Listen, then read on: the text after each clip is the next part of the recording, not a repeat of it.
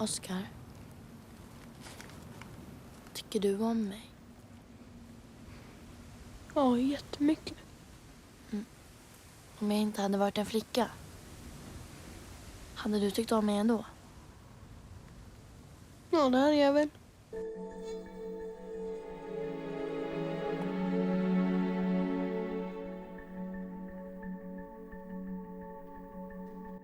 Let the Right One In is by far one of the most beautiful and strangely heartwarming films I have ever had the pleasure of experiencing.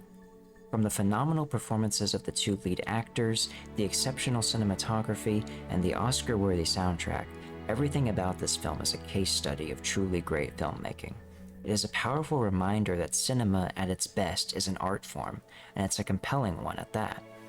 I say all of this to say that even if you reject my understanding of this film's message or subtext that I am about to present, it should not, and I believe cannot, take away from the masterpiece that this film is in its own right.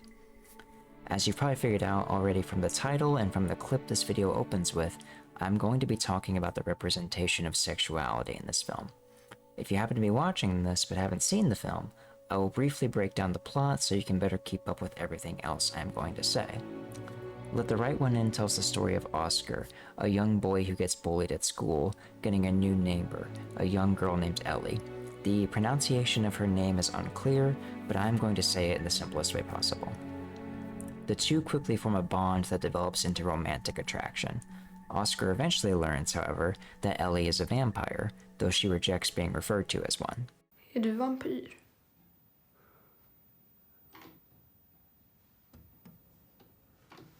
Jag lever på blod. Ja. I will, however, be referring to her this way for simplicity's sake. The film finds itself as both beautiful and tragic, as Oscar recognizes the inevitable difficulties of loving a vampire, while also refusing to let it fully get in the way, as his love for her proves itself to be truly undying. Upon hearing all this, you may find yourself falling asleep, bored at a plot synopsis that sounds nothing more than a great value version of Twilight. Technically, you're right, the plots are similar, but I believe that this plot could be compared to just about every plot that involves vampires, and that's not a bad thing. Vampires have always been associated with such ideas as love, lust, and sexuality. Even going all the way back to Bela Lugosi's Dracula, the story is at its core about a vampire's lust and love for a woman. And on a symbolic level, the visual of a vampire biting into someone's neck is often presented as a metaphor for a sexual act, namely kissing. The victims of these bites often look more ecstatic, if not pleasured, than afraid or in pain. It is not then particularly surprising or original that Let the Right One In is a sexually charged movie about a vampire. Instead, the film's uniqueness comes from how it utilizes and presents the sexual undertones of vampires in a tragic yet beautiful way. The character of Eli is inherently presented as a character that, at minimum, challenges gender norms and at most, perhaps even transcends the concept of gender entirely. She has a feminine appearance, of course, because she is played by an actress. However, she doesn't wear makeup at any point, nor does she ever wear explicitly feminine clothing. All of her outfits are either gender neutral or even arguably appear masculine. In other words, Eli makes the conscious decision to present herself in a way where she exhibits both male and female characteristics. Still though, if the subtlety of this weren't enough to convince someone, they can look no further than the scene of the movie in which both Oscar and the audience accidentally see Eli's genitals. More accurately, we see her lack of genitalia, as she has neither a male or female member.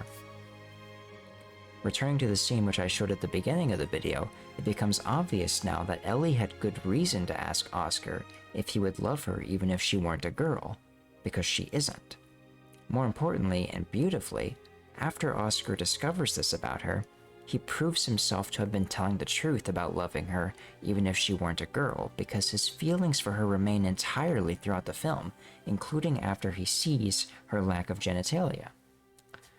The matter of Eli's gender identity is an interesting one, to be sure. It's a topic that honestly deserves its own separate video entirely. The potential symbolism of her clothing often sharing the same colors as the transgender flag certainly emphasizes just how much the film might have to say about the topic. My focus here, however, is not on Ellie's identity, but her romantic relationship with Oscar.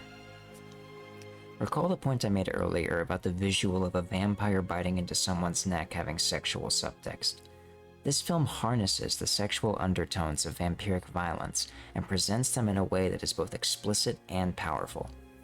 Throughout the film, Ellie is only ever seen attacking 2 people, as well as drinking the blood of a third character who voluntarily offers it to her.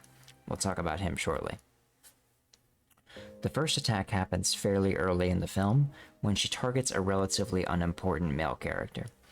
Visually, the act of her killing him is very suggestive, with her body being mounted on top of his. She is neither male nor female, so the specific positions of their bodies does not matter for the sake of the symbolism. Ellie does 2 important actions after she consumes the man's blood.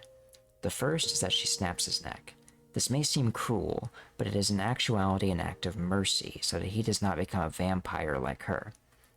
The second character that she attacks becomes a vampire, actually, because she doesn't kill her. The second thing is that she cries, displaying the regret and pain she feels for giving into her lustful desires for blood. The second attack happens a little over an hour into the film, when Ellie attacks a woman. The woman is getting away from her husband, who is currently on a drunken, emotionally abusive rampage. His behavior serves as a mirror to Ellie's, as she pounces onto the woman in the same visually suggestive way as when she pounced onto the man. Just as this woman's husband is both her sexual partner and her abuser in this moment, Ellie becomes, metaphorically, the woman's sexual partner and abuser as well. This mirroring of the 2 characters continues after the husband kicks Ellie off of the woman. Ellie seems to snap out of the trance-like state she is in as her eyes show regret for what she has done. Simultaneously, the husband seems to snap out of his drunken state as he expresses remorse for how he spoke to his wife.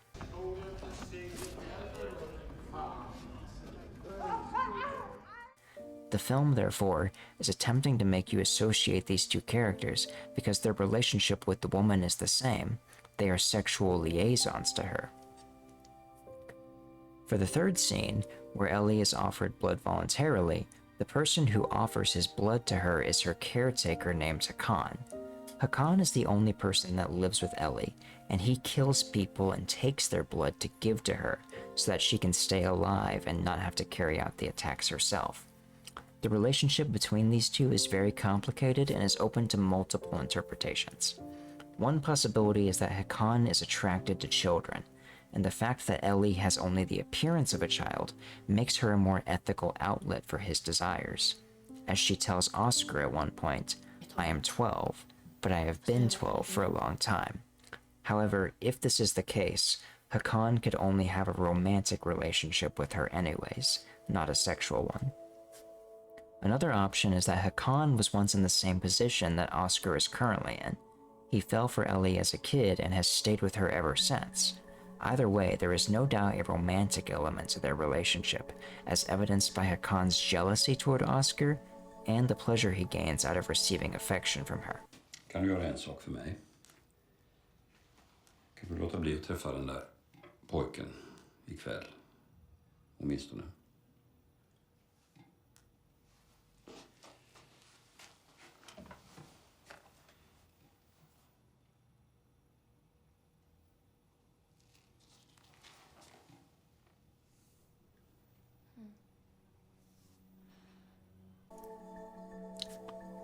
One night, while Hakan is out attempting to get blood for Ellie, he messes up and realizes he is going to be caught and arrested. Desperate to avoid this fate, he pours acid onto his face, scarring it and making himself unidentifiable. He is later hospitalized. Ellie visits Hakan in his hospital room where he offers himself to her, letting her take his blood before he falls to his death. It seems that for Hakan, his life has been devoted to serving Ellie. Now being scarred and terribly injured, he views this as the end of his life, so the only way he can be satisfied with his death is to serve her once more. More importantly, he is now able to objectify himself and allow Ellie to indulge her desires with him. In other words, he gives consent, and Ellie's lack of regret as she watches him die shows that she recognizes this.